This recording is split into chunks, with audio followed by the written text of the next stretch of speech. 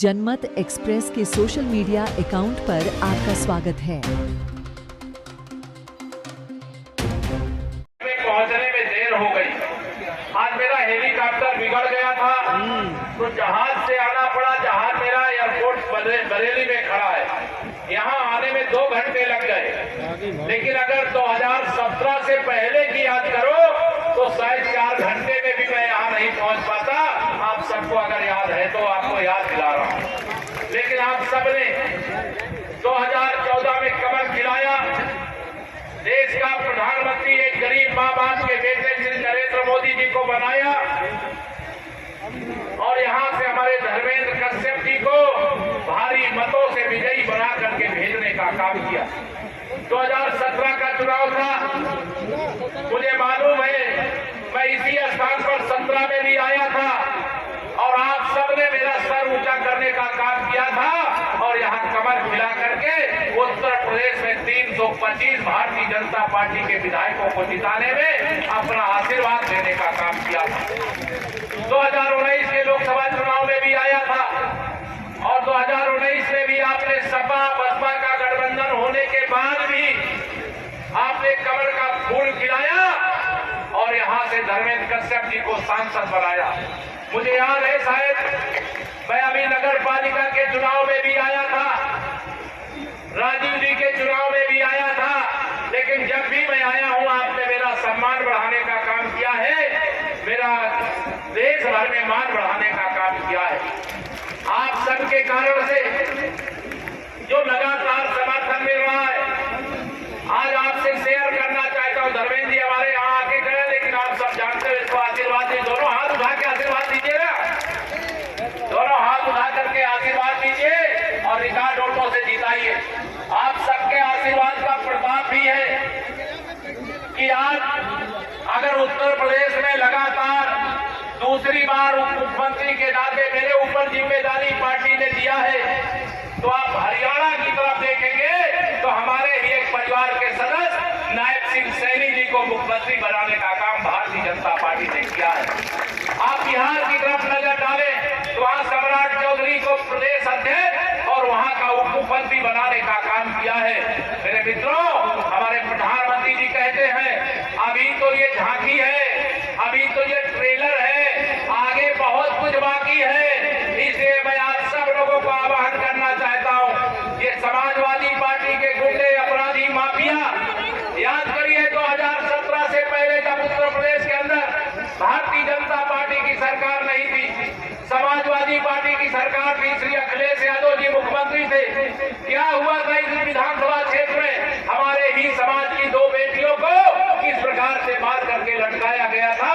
न मैं भूला हूं, न प्रदेश भूला है और न आप भूले हैं, न कभी भूलना।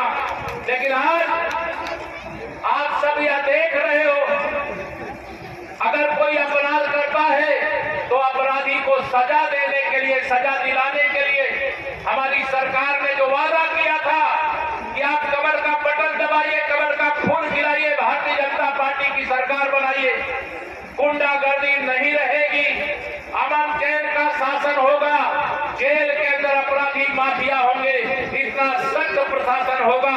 आप बताइए है कि नहीं ऐसा है? दोनों हाथ में बताइए है कि नहीं है? जब समाजवादी पार्टी की सरकार थी, तब समाजवादी पार्टी की सरकार के समय एक ही नारा लगता था, यहाँ सफाइयों का नारा, खाली प्लाट हमारा।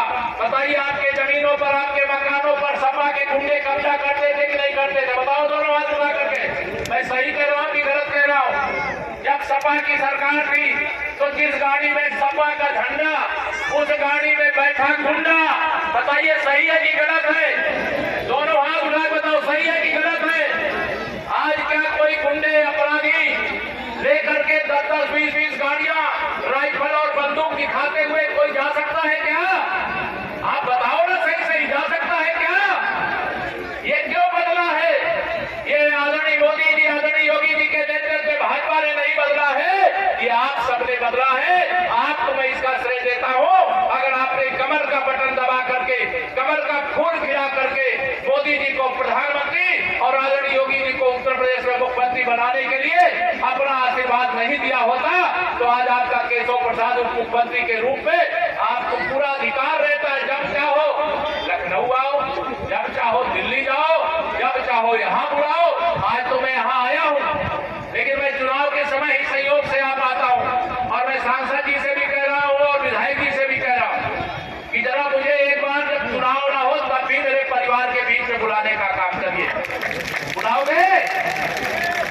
सब लोग नहीं बुला रहे हो क्या? सब लोग नहीं बुलाना है क्या?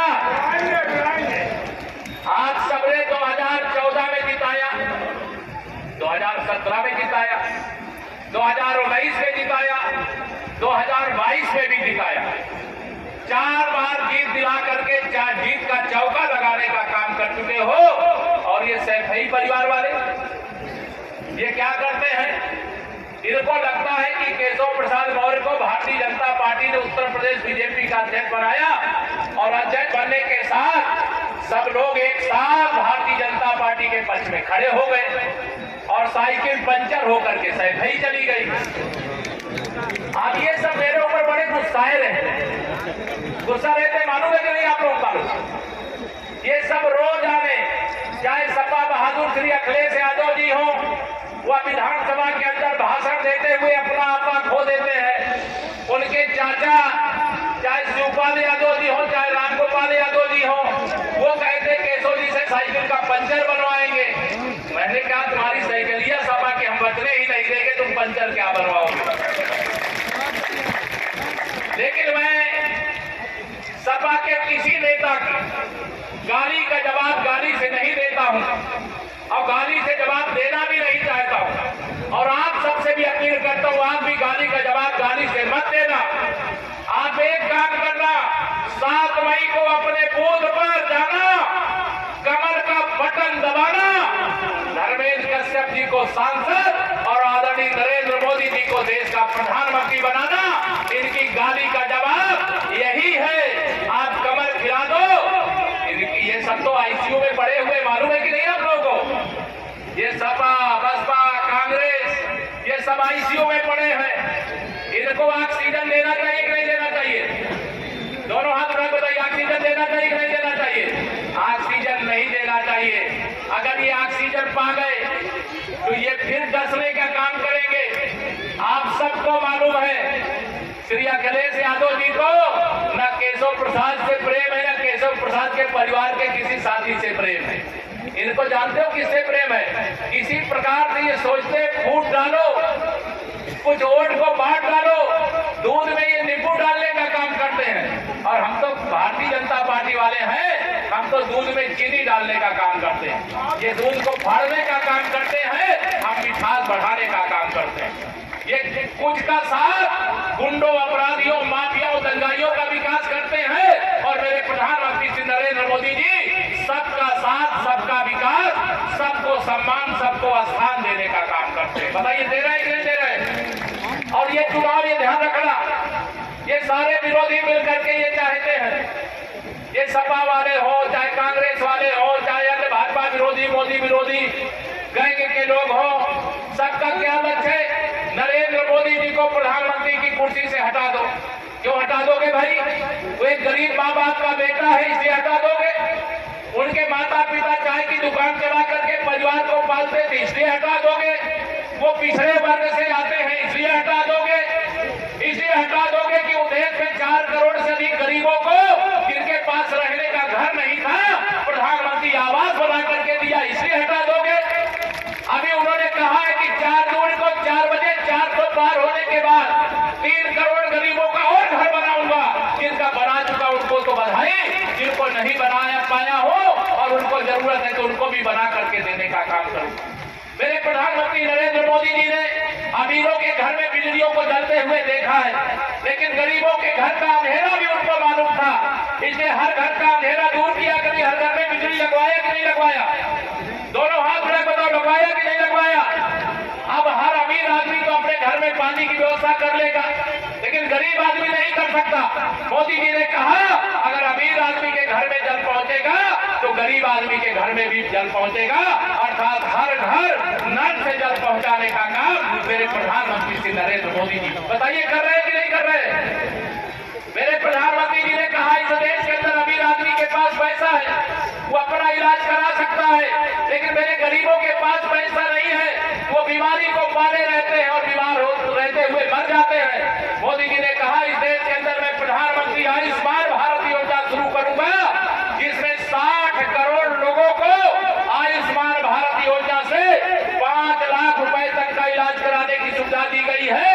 4 जून के बाद 70 साल से ऊपर पर के जितने भी बुजुर्ग हैं उन सब बुजुर्गों को आयुष्मान भारत की सुविधा देने का ऐलान किया गया है। बताइए मोदी जी को आना जरूरी है कि नहीं जरूरी है?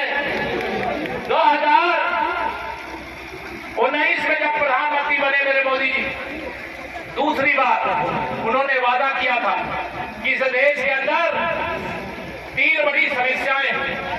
एक जम्मू कश्मीर में 370 के कारण से वहां आतंकवादी रोज हमारे सेना के वीर बांकुरों को भी चोरी चुपके मार करके चले जाते हैं, हमारे नागरिकों को भी मार करके चले जाते हैं। मैं 370 हटा करके 2024 में वोट मांगने आऊंगा। बताइए मोदी जी ने धारा 370 हटाया कि नहीं हटाया? दोनों हाथ रख बताइए, हटाया कि नहीं हटाया? माननीय नरेंद्र मोदी जी ने कहा था अयोध्या में रामलला की जन्मभूमि पर भव्य मंदिर का निर्माण करना, क्योंकि विदेशी आक्रमणकारियों ने, मुगल आक्रमणकारियों ने मंदिर को तोड़ करके वहां बाबरी ढांचा खड़ा किया था। जब उत्तर प्रदेश के मुख्यमंत्री बाबूजी कल्याण सिंह जी थे, 6 दिसंबर 92 को वह ढांचा ढह गया और 22 जनवरी 2024 को रामलला के जन्म स्थान पर भव्य मंदिर का निर्माण हो गया। नया संसद भवन बनाया, नए संसद भवन में सबसे पहले भवन बन गया तो शिखर पर सम्राट अशोक की उस लाट को रखा जो हर नोट पर आज भी आपको देखने को मिलता। मेरे माननीय प्रधानमंत्री श्री नरेंद्र मोदी जी ने विश्व का सबसे बड़ा मंच है संयुक्त राष्ट्र संघ, वहां गए और वहां जाकर के उन्होंने ललकार कर कहा कि हमारा देश, हमारे भारत में संसार को भगवान तथागत गौतम बुद्ध दिया है, युद्ध नहीं दिया है। विश्व के सबसे बड़े मंच से नाम लेने का काम, सम्मान देने का काम मेरे मोदी जी ने किया। आप सब सोचिए 2024 के लोकसभा चुनाव ये सारे विरोधी कहते हैं मोदी जी आ जाएंगे तो संविधान बदल देंगे, मोदी जी आ जाएंगे तो लोकतंत्र खत्म कर देंगे। अच्छा 10 साल से पूरे बहुमत से मोदी जी को आपने प्रधानमंत्री बनाया, गरीबों की भलाई के सिवा और कुछ किया है क्या मोदी जी ने? देश की भलाई के सिवा और कुछ किया है क्या? माताओं बहनों को ताकतवर बनाने की जगह और कुछ किया है क्या? जब सांसद बनने के बाद पहली बार संसद में प्रवेश किए, उस संसद को लोकतंत्र का मंदिर मान करके अपना शीश झुकाए वहां माथा टेक दिए। ऐसा प्रधानमंत्री भारत के इतिहास में दूसरा कोई नहीं। जब वह भारतीय जनता पार्टी लोकसभा का जो संसदीय दल होता उसकी बैठक ले रहे थे, धर्मेंद्र जी भी थे, मैं भी सांसद के रूप में वहां था। याद होगा धर्मेंद्र जी, सबसे पहले बाबा साहब भीमराव अम्बेडकर के द्वारा बनाए गए संविधान को शीश झुका करके उन्होंने कहा आज से भारत का संविधान ही मेरा धर्म ग्रंथ है, मेरा रामायण, मेरे गीता, मेरा कुरान, बाइबिल सब कुछ क्या है? भारत का संविधान है। उस संविधान में बाबा साहब ने जो स्वप्न देखा था, गरीबों की भलाई का काम करने का, वंचितों को मुख्य धारा में लाने का काम करने का, महिलाओं का सशक्तिकरण करने का, युवाओं के उज्जवल भविष्य के लिए दुनिया के अंदर जो सामान बनता है अब भारत वो नहीं खरीदेगा, बल्कि भारत के लोग जो सामान खरीदते हैं वो भारत में बना करके आत्मनिर्भर भारत बनाने का काम करने का काम करेगा। 2024 की लोकसभा चुनाव आप सबसे मेरी अपील, यह चुनाव साधारण चुनाव नहीं, इस चुनाव से देश 5 साल आगे नहीं जाएगा, देश 100 साल आगे जाएगा। हमारा देश गरीबी से मुक्त बनेगा, हमारा देश विकसित भारत बनेगा। हमारे देश में जो अभाव में जीवन जी रहे उनके जीवन को जो जरूरत है अच्छे जीवन जीने की, वो जरूरतों को पूरा करने का काम करेंगे। 5 साल और लगातार प्रधानमंत्री गरीब कल्याण अन्न योजना का राशन आपको देने का काम नियमित रूप से मिल रहा है कि नहीं राशन मिल रहा? दोनों हाथ उठा के बताओ ना, मिल रहा है कि नहीं मिल रहा? आगे 5 साल या मिलता रहेगा, ये मोदी जी की गारंटी है। आप में से बहुत लोगों को प्रधानमंत्री किसान सम्मान निधि मिल रही होगी, मिल रही है कि नहीं मिल रही? 2021 या मोदी जी की गारंटी की आगे 5 साल या और मिलता रहेगा। अयोध्या में राम मंदिर बन गया, धारा 370 हट गई है। इस देश में हिंदू और मुसलमान के लिए सबके लिए एक कानून होना चाहिए। कोई 5-5 शादियां करता है, 25-25 बच्चे पैदा करता है और इस देश की आबादी बढ़ाने का काम जो करते हैं, मैं उस पर बहुत सवाल नहीं करना चाहता, लेकिन एक देश में एक कानून होना चाहिए और और मोदी जी ने गारंटी दी है 2024 में सामान्य नागरिक संहिता लाने का काम करेंगे, उसके लिए आपका समर्थन चाहिए। मोदी जी ने जम्मू कश्मीर से 370 हटाई है, लेकिन अभी एक हिस्सा पाकिस्तान के कब्जे में है, जिसे पीओके कहते हैं। किसको किसको मालूम है पाकिस्तान के कब्जे में कश्मीर का हिस्सा है? दोनों हाथ में तो मालूम है ना। अगर आप सब चाहते हो कि वो पाकिस्तान के कब्जे वाले कश्मीर में भी भारत का तिरंगा लहराए, तो 400 पार चाहिए, 400 पार चाहिए। धर्मेंद्र कश्यप जी को रिकॉर्ड वोटों से संसद में भेजने का काम करिए। 2024 के इस लोकसभा चुनाव में अगर चाहते हो कि यह देश विश्व का नेतृत्व करे और भारत के प्रधानमंत्री माननीय नरेंद्र मोदी जी जिस प्रकार से इस देश को आगे बढ़ाने का काम किया और तेजी से आगे बढ़ावे, तो 400 पार चाहिए। इस देश के अंदर भाजपा विरोधी, मोदी विरोधी राजनीतिक दलों के नेता एकजुट होकर के विदेशी शक्तियां जो भारत के विरोध में है, जो मोदी जी के विरोध में है, उनकी मदद लेकर के मोदी जी को तीसरी बार प्रधानमंत्री बनने से रोकना चाहते हैं। बताओ, मोदी जी को तीसरी बार प्रधानमंत्री बनने से ये विरोधी रोक पाएंगे क्या? दोनों हाथ उठा बताओ, रोक पाएंगे क्या? नहीं रोक सकते। इसलिए मैं आप सब लोगों से, चूंकि मोदी जी के साथ देश की जनता है, प्रदेश की जनता, 2014 में आपने 73 सांसद उत्तर प्रदेश से जिताए थे, जिसमें धर्मेंद्र कश्यप जी भी थे। 2019 में जब लोकसभा का चुनाव था, सपा बसपा ने गठबंधन कर लिया था, याद है कि नहीं याद है? फिर भी आपके धर्मेंद्र कश्यप जी को 1.25 लाख वोटों से जिताने का काम किया। मैं आपको प्रणाम करता हूं, अभिनंदन करता हूं।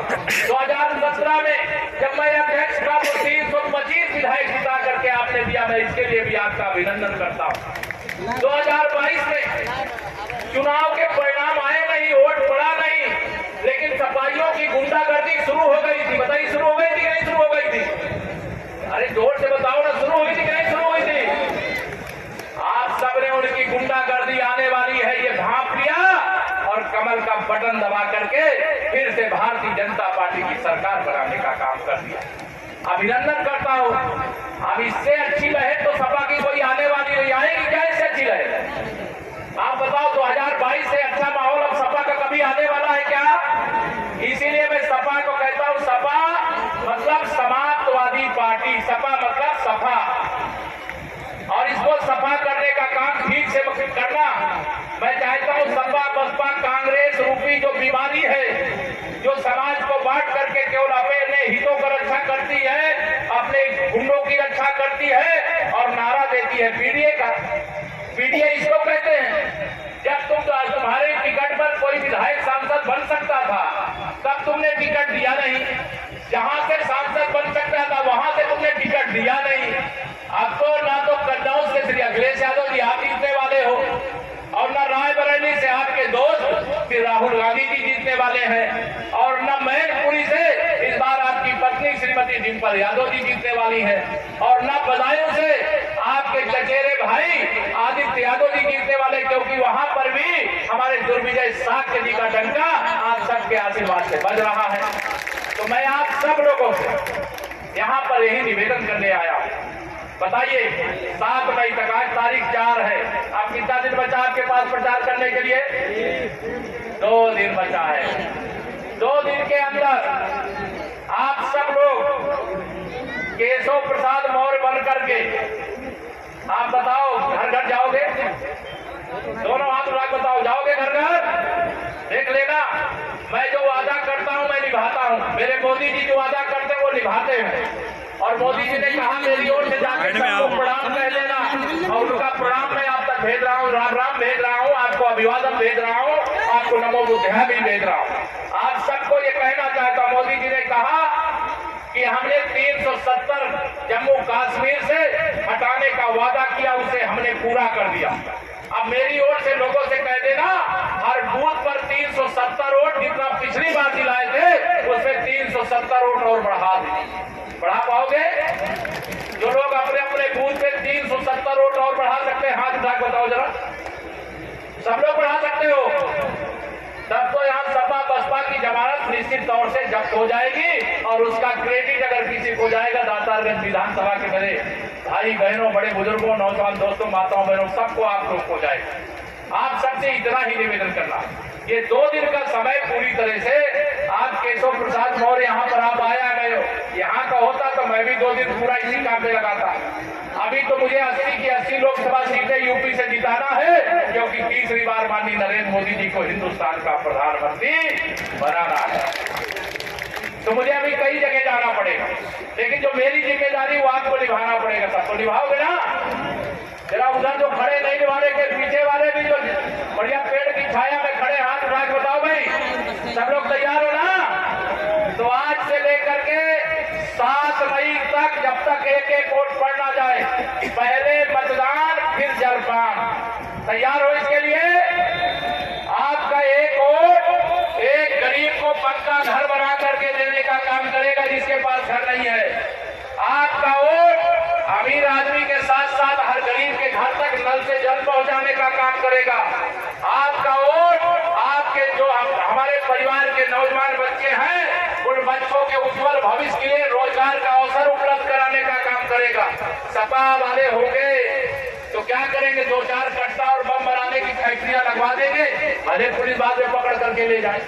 लेकिन भारतीय जनता पार्टी बड़े बड़े उद्योग लगवाने का काम करती है। गरीबों के बच्चों को भी रोजगार का अवसर मिले, शिक्षा का अवसर मिले, विकास का अवसर मिले। गरीब की पीड़ा ही हमारी पीड़ा है, किसान की पीड़ा ही हमारी पीड़ा है, नौजवान की जरूरत ही हमारा संकल्प है, महिलाओं का सशक्तिकरण हमारा लक्ष्य है। इस देश को अगर उन्नति के शिखर पर पहुंचाना है तो सबका साथ सबका विकास का लक्ष्य लेकर के आप आगे बढ़िए। मैं 2017-19 में नारा लगाया, 17 में नारा लगाया कि 100 में 60 हमारा है, 40 पे बंटवारा है। लेकिन आज मैं दातारगंज की धरती से नारा लगा रहा हूं, 100 में से 80% वोट हमारा है, 20% में बंटवारा है और बंटवारे में भी हमारा है, क्योंकि सबका साथ सबका विकास मोदी जी ने किया है। कोई भेदभाव किया है क्या? आप जो लोग आए हो जिनको राशन मिल रहा है, जो नहीं आए क्या उनको राशन नहीं मिल रहा है? आपको सम्मान निधि मिल रही तो उनको भी सम्मान निधि मिल रही है।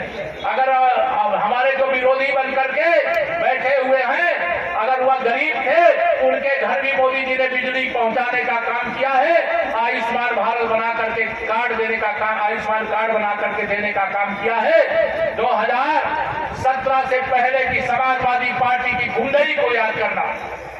पुलिस डरती थी के गुंडे पुलिस को निर्देश देते थे, अपराधी निर्देश देते थे। बताइए सही है कि नहीं सही है? आज गुंडे यूपी छोड़ करके भाग गए, जेल भेज दिए गए हैं। और आप सब भरोसा रखना, भ्रष्टाचार तो इतना इन्होंने किया है कि शायद पूरी पाइपलाइन, हर जिले की पाइपलाइन एक सफाई के लिए खुलवा दी है। जितना भ्रष्टाचार करो इस पाइपलाइन से भेजते जाओ।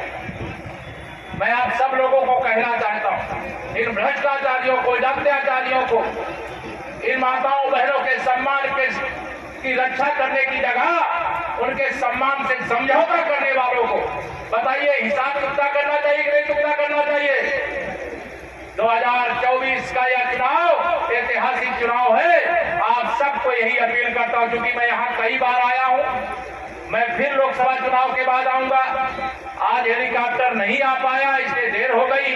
अभी एक सभा और शेखुपुर विधानसभा में भी है, वहां भी जाना है। बातें बहुत कुछ कहना है, लेकिन आप सबसे सारी बातों का एक ही निष्कर्ष है कि समाजवादी पार्टी की साइकिल तो पंचर हो चुकी है, उसके उर्जे पुर्जे खोल करके जरा सही भिजवा दीजिए। भिजवा दोगे? और आप सब जानते हैं विकास के लिए लक्ष्मी जी की जरूरत होती है, और लक्ष्मी जी साइकिल और हाथी पर बैठ करके नहीं आएंगी, वो कमल के फूल पर बैठ करके आएंगी। जीवन को खुशहाल बनाने का काम करेंगे, कानून व्यवस्था को चुस्त और दुरुस्त रखने का काम करेंगे। अपराध करने वाला अपराधी चाहे कितने बड़े नेता के संरक्षण में हो, उसके खिलाफ कार्रवाई की जाएगी। भ्रष्टाचार खत्म करने के लिए 52 करोड़ बैंक खाते खोले, 34 लाख करोड़ रुपया भेजा और पूरा 34 लाख करोड़ आपके खाते में पहुंचा। लेकिन ये विरोधी होते तो 5 लाख करोड़ आपको मिलता, 29 लाख करोड़ यहाँ डकार गए होते। इसलिए आप सबसे मेरे पास यहाँ पर पर्ची आ गई है कि देर हो गई है, आगे वाले कार्यक्रम में चलना, वहां से फोन आ रहा, तो मैं सारी जिम्मेदारी आपको सौंप के जाऊं। मेरा एक आपसे वादा है, मैं आपका सर नहीं झुकने दूंगा, ये आपको विश्वास दिलाता हूं। और आप सब बताइए, मेरा सर ऊंचा करने का काम करोगे? दोनों हाथ ऊपर उठा के बताइए, ऊंचा करने का काम करोगे? ये सैफई खानदान वाले कुछ हमको बांटने की कोशिश कर रहे हैं, और उनको बता दो कि हम भी तुमसे ज्यादा समझदार हो गए। समझ गए ना मेरी बात को? कहिए हम भी बहुत समझदार हो गए, और यहाँ पूरा ओबीसी चट्टान की तरह माननीय मोदी जी को प्रधानमंत्री बनाने के लिए तो खड़ा ही है। जो समान वर्ग, अगड़ा वर्ग है, वह भी भाजपा के साथ खड़ा है, और अनुसूचित वर्ग के हमारे भाई बहन वह भी मोदी जी को तीसरी बार प्रधानमंत्री बनाने के लिए भाजपा के साथ खड़े, क्योंकि मोदी जी दलितों के चरण भी धोते हैं, मजदूरों को अगर कहीं भी फंसे हो दुनिया में वहां से बचा करके भिलाते हैं। मोदी जी की जितनी प्रशंसा की जाएगी वह कम है। मैं आप सबको हाथ जोड़ करके सादर प्रणाम करते हुए और इस चुनाव की पूरी जिम्मेदारी आप सबके हाथ में सौंपते हुए देता हूं अपनी वाणी को विराम। जरा दोनों हाथ उठा करके बोलिए जय श्री राम।